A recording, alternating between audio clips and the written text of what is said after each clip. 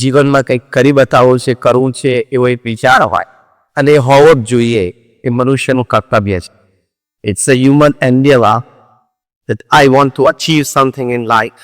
It's a human dignity and it should be everybody's dream.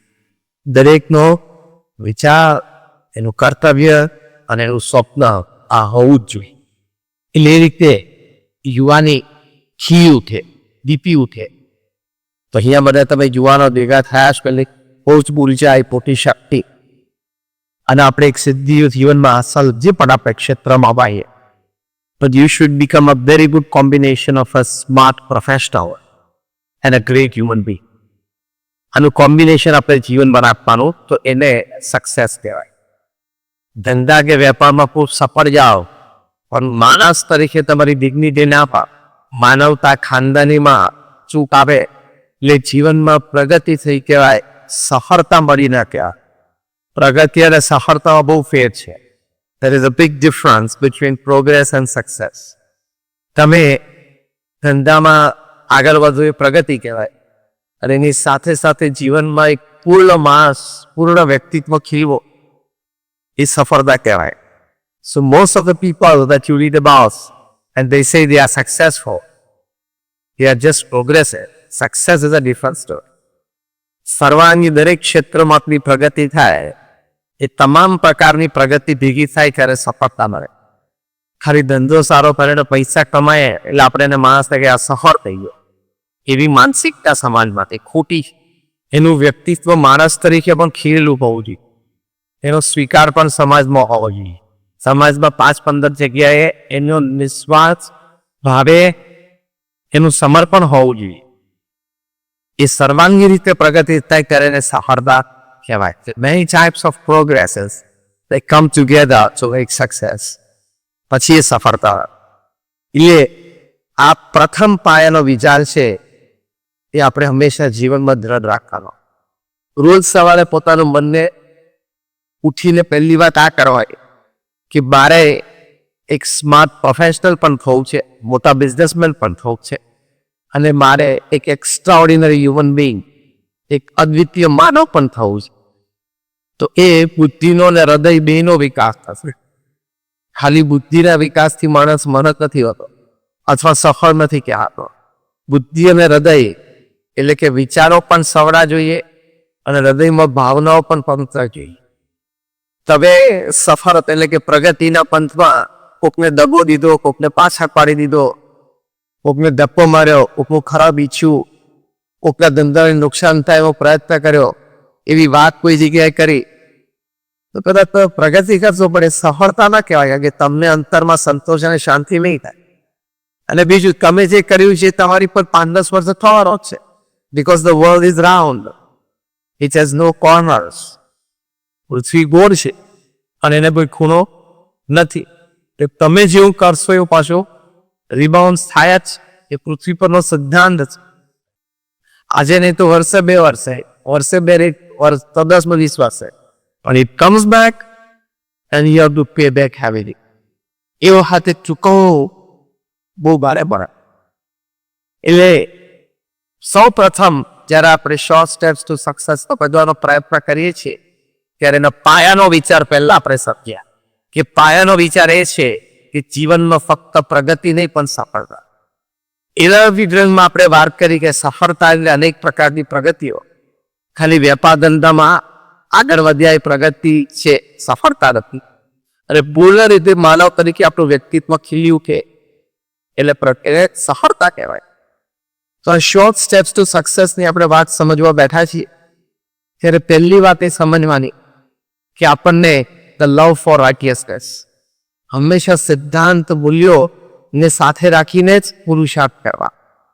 એટલો પુરુષાર્થ હોય એની કોઈ કિંમત નથી. સિદ્ધાંત, મૂલ્યો, નીતિ નિયમ સાથે તમે પુરુષાર્થ કરો તો એ જુદી રીતે દીપી ઉઠે. એટલે પ્રથમ સખત પરિશ્રમ કરવાનો હંમેશા વિચાર રાખો. સખત પરિશ્રમ એનો કોઈ વિકલ્પ નથી. સખત પરિશ્રમથી પ્રગતિ અને સફળતા ચોક્કસ પ્રાપ્ત થાય છે. કઠોર પરિશ્રમ એ મનુષ્ય જીવનનું કર્તવ્ય છે. જે પણ ક્ષેત્રમાં તમે કામ કરતા હો, જેનો જે વ્યવસાય હોય, you must always endeavour to work hard. તમે બોલશો મહાપુરુષનું જીવન લો. મેં તો લગભગ 500 થી પણ વધારે મહાપુરુષોના જીવન ચરિત્ર વાંચ્યા. From Abraham Lincoln to Nelson Mandela to Mahatma Gandhi to Sachin Tendulkar to Winston Churchill, બધા જે પણ કોઈને કક્ષાએ પહોંચ્યા છે એમના જીવનમાં એક બહુ જ મોટી આદત હતી, સખત પુરુષાર્થ. પછી કોઈ પણ પ્રકારની આળસ. અંગ્રેજીમાં એક બહુ સરસ કહેવત છે, The heights attained and kept by great personalities were not attained by sudden flight. કે મહાપુરુષોએ જે સફળતાઓ પ્રાપ્ત કરી છે અને શિખરે પહોંચ્યા છે, એ રાતોરાત પ્લેનમાં બેસીને ત્યાં નથી પહોંચી ગયા. But they, while their companions slept, were joining upwards at night. કે જ્યારે એના સાથીઓ બધા ચેનની નિદ્રામાં રાત્રે સૂતા હતા, ત્યારે રાત્રે મોડે સુધી જાગીને મોડે સુધી એમને કામ કર્યા છે. ત્યારે આ કક્ષાની સફળતા પ્રાપ્ત થાય છે. કોઈને ઘેર બેઠા મોઢામાં સાકરના કટકા આવતા આવે છે કે નથી આવતા? ના, દરેકે પુરુષાર્થ કરવો પડે. કે આફ્રિકાના જંગલ માટે બહુ જ સરસ કહેવત છે કે every morning when the sun rises, the slowest deer has to run minimum faster than the fastest lion to see the heat. ધીમામાં ધીમું જે હરાવે ને એને પણ ઝડપી સિંહ કરતા થોડુંક તો ઝડપી દોડવું પડે. એક સાંજ જોશે ને શિકાર દેખે છે. And the slowest lion has to run minimum faster than the slowest gander to see the heat. જે ધીમામાં ધીમો પણ સિંહ હશે ને એને પણ ધીમામાં ધીમું જે રંગો હશે કે થોડુંક તો ફાસ્ટ દોડવું પડશે, તો એ સાંજ જોશે ને તો એ ભૂખ્યો મરી જશે. પછી નીચે શું સિદ્ધાંત લખ્યો છે કે whether you are the lion or the deer, when the sun rises, you have to run. તમે ગમે તે હો, જંગલનો રાજા સિંહ હો કે સામાન્ય નાનું પ્રાણી લણ હો, સૂર્યોદય થાય એટલે દોડવું તો એનાથી છૂટકો જ ન. એ પૃથ્વી પરના અસ્તિત્વનું કારણ છે ને ભગવાને એવું તંત્ર ગોઠવ્યું છે, બધાએ દોડવું પડે. કારણ કે પેટ ઓકરી ભાઈ, પેટ પછી ખાલો કરી દીધો એટલે બીજું એ મગજ મૂકી દીધું, એવા વિચારો મૂકી દીધા એટલે અહીંયા વિચારો ચાલે અને અહીંયા ખાડો પાડી દીધો એટલે દોડે કરો. એ ખાડો ભરવાનો અને વિચારો જે ચાલે છે એ વિચારોને બી એક્શન આપવાની, તો એ વિચારો શમે, એ તો શમે નહીં. એટલે એ કર્યું છે સારું છે, તો એ આખી સિસ્ટમ રન થાય છે. અમે પણ તમને થાય કે અમે પણ પુરુષાર્થ કરીએ છીએ, નહીં તો કોઈ પણ આવી મોટી સંસ્થા ચાલે. હું જે સંસ્થામાંથી આવું છું, BAPS સ્વામિનારાયણ સંસ્થા, એ બહુ વિશ્વવ્યાપી સંસ્થા છે. દુનિયાના 100 દેશોમાં પથરાયેલી સંસ્થા છે. અને તમે બધા કદાચ ગાંધીનગરમાં અક્ષરધામ જોયું હશે, અહીંયા પણ અટલાદરામાં આપણું મોટું મંદિર છે. કોઈ મોડાસાથી આવેલા હમણાં એની જાહેરાત થઈ હતી. મોડાસામાં ત્યાં અમારું મોટું મંદિર થશે, ત્યાં મોટી જગ્યા છે. હા, ત્યાં હિંમતનગરમાં તો છે જ. પછી કોઈ ભરૂચથી આવેલા, હા ભરૂચમાં હાઈવે ઉપર બહુ મોટું મંદિર છે. આવા નાના મોટા અમારા 1300 કેમ્પસ છે આખા વર્લ્ડમાં. તમે જેવા નામ આપે ને એવા 1300, અને બીજા 150 અત્યારે પાઇપલાઇનમાં. ગાંધીનગરનું અક્ષરધામ ટેક્સ્ટબુક છે, દિલ્હીનું અક્ષરધામ તો એન્સાઇક્લોપીડિયા. 110 એકર ઉપર યમુનાના કિનારે એ પ્રોજેક્ટ, અને હવે એના કરતા પણ ડબલ અઢીગણું સાઇઝનું 265 એકર ઉપર રોબિન્સવિલ ન્યૂ જર્સીમાં બને છે. જે 2021 ઇનોગ્રેશન થશે. એ બનશે અને ઉદ્ઘાટિત થશે એટલે what is Mecca for Muslims, what is Vatican for Christians would be Akshardham for Hindus. એટલું ભવ્ય હશે. તો આ સંસ્થાના સંચાલનમાં મેં સંતો ફૂલી ઇન્વોલ્વ છીએ. આવું તમારી સામે આવીને ઉભા રહીને વાત કરું છું, તો મારી સાઇડ જોબ છે, સાઇડ હોબી છે. તો રહી વાત સભાની પ્રવૃત્તિ કહેવાય ને, એવું જાય. સાથે સાથે અમારી 80 થી પણ વધારે હોસ્ટેલ્સ, સ્કૂલ્સ એન્ડ કોલેજીસ ચાલે છે. તમે નંબર 1 નેશનલ હાઈવે ઉપર જાઓ તો આબુથી જાઓ ને છે મુંબઈ સુધી દર 50 કિલોમીટર અમારી સંસ્થાઓ આવે. અને એક સંસ્થા જેવો ને એક ભૂલો, એક સંસ્થા જેવો ને એક ભૂલો, એવો તત્ર છે. અમારા ઘણા બધા એજ્યુકેશન ઇન્સ્ટિટ્યૂટ્સના કેમ્પસીસ હાર્વર્ડના લેવલના છે. ઘણા સબમાં અમદાવાદ હાઈવે ઉપર વાયસનમાં છે. 30-40 સિગરેટ પર ભવ્ય એજ્યુકેશન ઇન્સ્ટિટ્યૂટ્સ છે. તમે ત્યાં જાઓ તો તમને એકવાર વાત થઈ, આપણને બધાને કે એક વર્ષ ભરી લઈએ, મન થઈ જાય કેમ્પસ. આ બધા પ્રમુખ સ્વામી મહારાજે સિંગલ હેન્ડેડલી ઉભા કર્યા. આ મેં તમને એટલા માટે વાત કરી કે એક વ્યક્તિ ધારે તો કેટલું કામ કરી શકે છે એ પ્રેરણા આપવા માટે, આપણે બધા માટે પ્રેરણા આપે છે.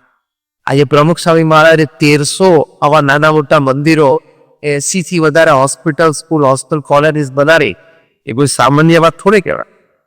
પ્રમુખ સ્વામી મહારાજે 35 વર્ષમાં કાર્ય કર્યું. દેટ મીન્સ પ્રમુખ સ્વામી મહારાજે દર અઠવાડિયે એક મંદિર સમાજને ભેટ આપી છે. નોન સ્ટોપ ચાલતો, નોન સ્ટોપ 40 વર્ષ સુધી. તમે ખાલી કલ્પના કરો કે દર અઠવાડિયે આવું કામ થાય, કોઈ જગ્યાએ જમીન લેવાઈ જાય, એની લીગલ પ્રોસેસ પતી જાય, એનું પ્લાન પાસ થઈ જાય, એનું બાંધકામ થઈ જાય, એનું ઇનોવેશન સેરેમની થઈ જાય, ગામ ધુમાડા બંધ પતી જાય. આવું દર અઠવાડિયે તમારે ડિગ્રી પહેરાવાની એવો પ્રસંગ હોય તો કી જપ પડે તો આપા દઈ આવો. એવું તંત્ર કહેવાની વાત એ છે કે પુરુષાર્થ બધા કરે અને સંકલ્પ સાથે નૈતિકતા, પ્રામાણિકતા રાખીને તો આવું ઊભું કામ થઈ શકે, કરી શકાય છે. ક્ષમતા ભગવાને આપણામાં આપે જ. એટલે જે તમારું વિઝન 2030ની વાત છે, એમાં પહેલો આ સંકલ્પ બધા રાખજો કે સખત પરિશ્રમ કરવો છે. આળસ નાખવાની. અમારે 3 દિવસથી અમદાવાદમાં કાર્યક્રમ હતા. રોજ સાંજે 4 વાગે અમદાવાદ જતો હતો, રાત્રે 2:30 વાગે આવતો હતો. ગઈકાલ રાત્રે કહું 3 વાગે આવ્યો અમદાવાદથી.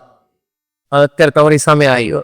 હજી આજે સાંજે નડિયાદમાં એક બહુ જ મોટા રિસોર્ટનું ઓપનિંગ છે, ત્યાં જશો. કાલ સવારે મુંબઈમાં બહુ મોટું ફંક્શન, એટલે કાલ સવારે મુંબઈ જઈશ અને મુંબઈ બતાવી બપોરે ભૂજ જઈશ. સાંજે અદાની મેડિકલ કોલેજમાં મોટું ફંક્શન છે. એટલે પુરુષાર્થ તો દરેકે કરવો પડે. એનાથી થાકવાનું નહીં, એનાથી હારવાનું નહીં. નાના પગાર તો રવિવાર કરવા જોઈ દીધા, ચિંતા કરવાના